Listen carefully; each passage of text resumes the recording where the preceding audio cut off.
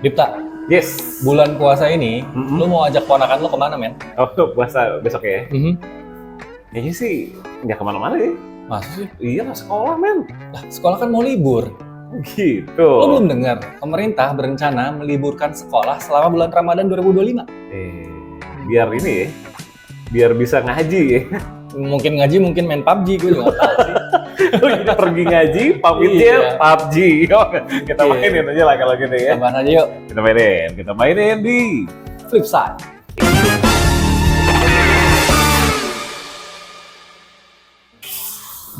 ngomongin soal libur puasa. Itu bukan hal yang baru-baru banget, Ram. Kalau kita throwback ke masa kita apa ya? SD, SMP. Itu pernah tuh. Waktu presidennya almarhum Gus Dur. Itu udah pernah tuh.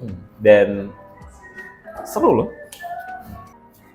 Ikram, kalau ngomongin masa lalu ya emang sih jalan tuh ke depan ya. Cuman kalau program libur pas Ramadan itu bukan hal yang baru.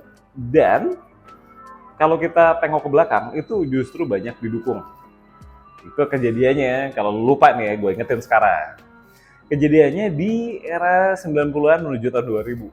Waktu itu presidennya almarhum Abdurrahman Wahid alias Gus Dur. Nah, dia kan gantiin almarhum B.J. Habibie ya. Dan dia bikin kebijakan liburin anak sekolah tuh selama 1 bulan pas Ramadan. Nah, gak cuma itu, gak cuma ngasih kebijakan libur Ramadan, Gus Dur udah nyiapin himbauan buat sekolah-sekolah buat bikin pesantren kilat selama libur Ramadan. Jadinya program pembelajaran agama atau ya peningkatan keimanan dan ketakwaan itu berjalan dengan lebih maksimal. Keputusan libur 1 bulan itu diambil Gus Dur buat ngasih kesempatan buat anak-anak supaya lebih fokus belajar keagamaan. Waktu dulu sih di setiap sekolah itu siswa-siswinya diminta untuk bikin laporan kegiatan selama Ramadan. Dari mulai ibadah rutin harian, sholat waktu, tadarus, sampai ngumpulin cap masjid ketika sholat taraweh. Ya kan? Itu kan artinya mendorong siswa-siswi buat beribadah lebih giat lagi. Gak cuma di satu masjid, tapi keliling ke berbagai masjid. Kalau sebelum pemerintahan Gus Dur, kebijakan liburin sekolah pas puasa juga udah pernah ada. Jauh sebelum Indonesia merdeka, tepatnya pas pemerintah kolonial Belanda, Kram. Mereka pas itu bilang libur sekolah pas Ramadan, buat sekolah binaannya ya, dari SD sampai SMA, dan adalah alasan dibalik itu semua. Nah, kebijakan itu terus berjalan sampai Presiden Soekarno. Jadi pas Presiden RI pertama itu, Indonesia juga libur, Kram, siswa-siswinya pas Ramadan. Semua kegiatan yang berhubungan dengan proses belajar mengajar, dari mulai pembelajaran harian sampai ujian, itu diatur waktunya supaya nggak masuk ke bulan Ramadan. Tujuannya, ya lagi-lagi buat memaksimalkan waktu ibadah umat muslim. Ya tapi kan kondisi sekarang itu beda sama kondisi zaman dulu, nggak bisa disamakan. Gini ya, memang kita pernah menerapkan kebijakan ini pada 1999, waktu eranya Gus Dur. Tapi perlu diketahui dong, kalau kondisi saat itu sudah jauh beda dengan kondisi sekarang, sehingga nggak bisa disamakan ya. Kalaupun mau libur secara full 1 bulan, seenggaknya harus ada aturan jelas kegiatan apa yang bakal dilakukan di luar sekolah. Kalau nggak gitu, nanti kita pikir mereka bakal ngaji, ternyata malah main PUBG, ya nggak? Sebaiknya sih sekolah tetap beroperasi dengan penyesuaian waktu, agar kegiatan siswa juga bisa terpantau dan produktif. Dan target kurikulum juga bisa tercapai. Contohnya jam pelajaran tuh bisa dipersingkat. Tadinya 1 jam misalnya, jadi 45 menit. Atau bahkan 30 menit, tergantung jenjang pendidikan. Dengan cara ini, anak-anak tetap dapat bersekolah, namun waktu belajarnya lebih fleksibel, sehingga mereka jadi mungkin berbuka puasa bersama keluarga dan melaksanakan ibadah tarawih. Orang tua juga bisa memastikan rutinitas anak-anak tetap terjaga, meskipun di bulan Ramadan. Banyak orang tua yang menginginkan agar anak-anak tetap menjalani aktivitas seperti biasa, misalnya bangun sahur, bersekolah, dan beribadah di rumah. Daripada libur nih ya, mendingan juga tugas para siswa yang diberikan di sekolah sebaiknya cukup dikerjakan selama jam pelajaran, bukan di rumah. Dengan begini, anak-anak bisa lebih fokus pada ibadah dan kegiatan lainnya di rumah, seperti baca Al-Quran bagi siswa muslim, atau menjalani hobi bagi yang beragama lain. Apa aja yang nggak bisa disamain? Namanya bulan puasa itu momen dimana teman-teman adik-adik kita yang masih sekolah bisa lebih fokus ibadahnya. Bayangin nih, udah bangun sahur, terus harus berangkat ke sekolah pagi-pagi, yang ada sekolah nggak fokus, ibadah juga belum tentu fokus. Gimana? Nih Kram, lo perlu tahu juga kalau libur sekolah di bulan puasa itu memungkinkan siswa lebih fokus jalanin ibadah kayak puasa, taraweh, tadarusan, dan nggak terganggu. Energinya tuh nggak habis karena harus mikirin juga tugas-tugas sekolah, ulangan, dan hal-hal lain lah yang menyita waktu dan juga energi. Bayangin aja, habis sahur harus langsung berangkat sekolah. Belum lagi pulang sekolah nanti ada kerjaan tugas-tugas. Masih punya kewajiban untuk sholat, untuk tarawehan. Gimana coba bisa lebih optimal ibadahnya? Sekolah kan 12 bulan, sementara Ramadan cuma 1 bulan loh. Dan sesuai dengan penjelasan dari Kementerian Agama juga, kalau di bulan Ramadan itu para siswa beragama Islam harusnya fokus ke sisi religiusnya. Dan kalau menurut gue Kram, bulan Ramadan itu kalau tetap ada KBM, kayaknya juga nggak akan efektif. Kayak gue bilang di awal, belajarnya nggak efektif, ibadahnya juga kurang maksimal, gitu kan? Nah, terus pasti lu mau nanya juga kan, gimana yang non-muslim alias yang nggak puasa? Nah, selama bulan Ramadan nanti, para siswa non-muslim itu, siswi juga sih, mereka juga punya kegiatan yang pastinya bobotnya sama dengan siswa-siswi yang muslim. Misalnya nih, pas libur, siswa itu ada tugas, baik yang muslim maupun non-muslim. Tapi kan tetap dikerjakannya ya bisa diatur waktunya, diaturnya masing-masing. Nggak secara sistem yang saklek kayak kalau ada kegiatan belajar mengajar reguler. Mau dikerjain dari awal sedikit-sedikit sampai selesai di akhir bulan bisa. Terus mau dibabat langsung di tengah sampai akhir, atau kalau mau 10 hari terakhirnya fokus ke itikaf di masjid buat yang muslim dan muslimah, itu juga bisa. Kerjain aja tugasnya sebelum 10 hari terakhir gitu kan. Terus kalau mau emang ada pertemuan tidak langsung, sekarang kan udah era teknologi dong Ram. Adalah banyak platform kayak Zoom, Discord, dan lain-lain lain gitu ya yang bisa ngasih penjelasan materi ke siswa. Jadi kalau gini kan lebih enak, paling nggak energinya tidak terkuras. Siswanya fokus puasa, tapi materi-materi yang perlu disampaikan di sepanjang bulan puasa tetap bisa berjalan. Nih, ada pernyataan dari Menteri Agama Nasaruddin Umar yang mastiin kalau pondok pesantren sih udah pasti libur selama Ramadan. Karena menurut dia, yang paling penting selama Ramadan adalah kualitas ibadah, bukan sekolah diliburkan atau enggak. Dia juga ngasih tahu kalau Ramadan itu, khususnya tahun-tahun ini dan tahun-tahun ke depan ya, bisa lebih berkualitas, nggak cuma buat kita yang sudah dewasa, tapi juga buat anak-anak, alias udah mulai nanam bibit-bibitnya. Pak Nasaruddin Umar pengen siswa dan siswi itu bisa ngamalin amalan-amalan sosial Islam, bukan sekedar teori di sekolah.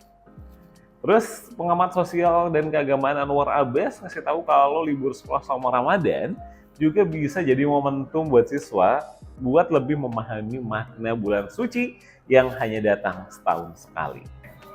Men, menghentikan kegiatan belajar mengajar selama 1 bulan itu ada resiko meningkatnya kenakalan dan potensi learning loss. Peneliti sosial pendidikan di Pusat Riset Kependudukan Badan Riset dan Inovasi Nasional BRIN menyatakan libur sekolah selama Ramadan akan menimbulkan resiko kenakalan pada anak karena tidak ada pendampingan rutin. Jadi Dip, balik lagi, apabila rencana libur penuh ini tidak dibarengi dengan program yang memadai, maka anak-anak bisa terjebak pada kegiatan yang non-produktif. Misalnya main gadget, nonton TV, main game, dan keluar rumah tanpa alasan yang jelas. Ini juga bisa berpotensi anak ikut tawuran setelah sahur atau menjelang buka puasa. Lebih baik program selama ini bisa dirancang dengan nilai-nilai ibadah selama sebulan penuh dengan aktivitas yang sifatnya ibadah sosial. Dengan demikian, siswa bisa mendapatkan pendidikan sekaligus pengalaman spiritual dan tidak mengorbankan aktivitas pembelajarannya. Kegiatan sekolah juga harus tetap dilaksanakan agar Ramadan ini bisa menjadi momen bagi anak muslim dan non-muslim untuk saling belajar toleransi dan mempererat rasa persaudaraan antar umat beragama. Dan juga adanya potensi learning loss atau kehilangan materi yang seharusnya siswa dapatkan. Bayangkan kalau selama 1 bulan penuh materi sekolah emang bisa digantikan di rumah dengan orang tua. Padahal orang tuanya kan tetap kerja, nggak libur kan? Tentu hal ini akan menjadi sulit sekali dan nggak efektif. Lu mesti lihat, karena ada program libur di Ramadan, rencana ya, memang masih rencana sih.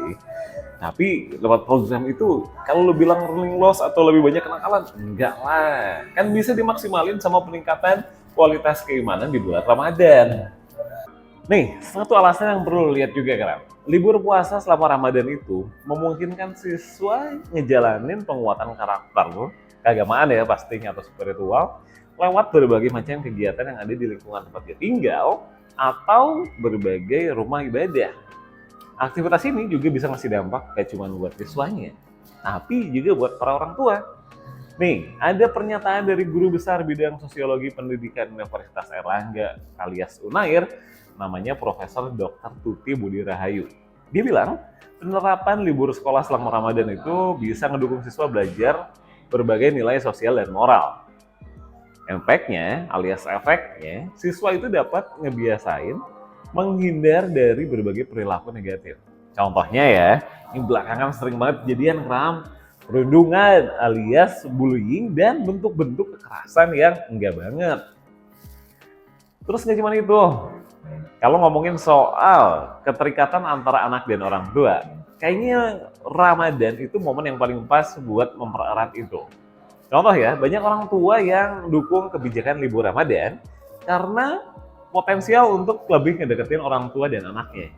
Dari mulai waktu untuk buka bersama, waktu untuk sahur bersama, ya sahur mungkin iya bisa gitu ya. Tapi kalau ada sekolah, buka mereka belum tentu loh, bisa jadi mereka masih di jalan. Terus taraweh bersama mungkin beda lagi gitu ya. Terus banyak aktivitas-aktivitas lain yang bisa dilakukan tanpa perlu menunggu akhir pekan. Satu fakta lain yang menarik, lu juga bisa mempertimbangkan ini sih Kram.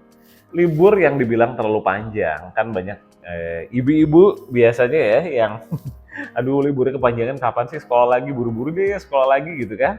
Udah gitu takutnya anak-anak tuh lupa gitu ya sama apa-apa yang diajarin di sekolah karena kelamaan libur. Ada solusinya, jam belajar sekolah sebelum dan sudah libur lebaran itu bisa ditambah. Jadi memang kayak dikasih waktu ekstra, lebaran itu kan ya cuman berapa minggu setelah puasa gitu kan. Atau mau sebelum puasanya ditambahin waktu belajarnya. Ada 11 bulan lain loh selain Ramadan gitu. Nah, kalau bentuk lain yang ngedepanin fleksibilitas belajar juga bisa. Kalau biasanya selama Ramadan itu harus datang ke sekolah, ya paling nggak selama beberapa tahun terakhir kan gitu ya. Ada banyak bentuk penugasan yang bisa dilakuin siswa buat belajar lebih fleksibel sesuai kondisi mereka. Jadi ya siswalah sendiri yang mengatur kapan harus belajar, kapan harus ibadah, banyakin ibadahnya seperti arahan dari berbagai pihak terkait gitu kan. Dan penerapannya bisa ngambil contoh pembelajaran daring pas pandemi kemarin. Nih, dan kalau gitu sih memang perlu ada pengawasan dari orang tua dan gurunya sendiri supaya ritme belajar siswa dan capaian akademiknya itu nggak turun gara-gara kelamaan ke sekolah.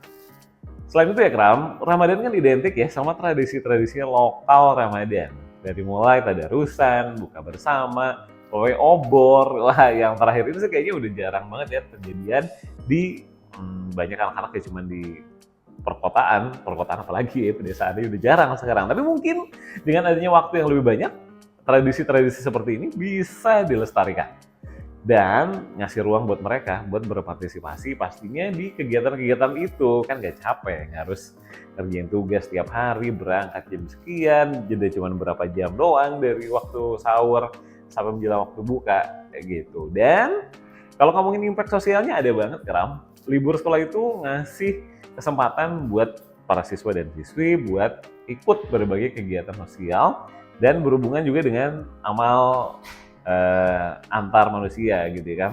Hubungan antar manusia lebih bisa terjalin dan lebih optimal kualitasnya dengan libur pas Ramadan. Contohnya, ngasih makanan untuk mereka yang butuh pas buka dan sahur.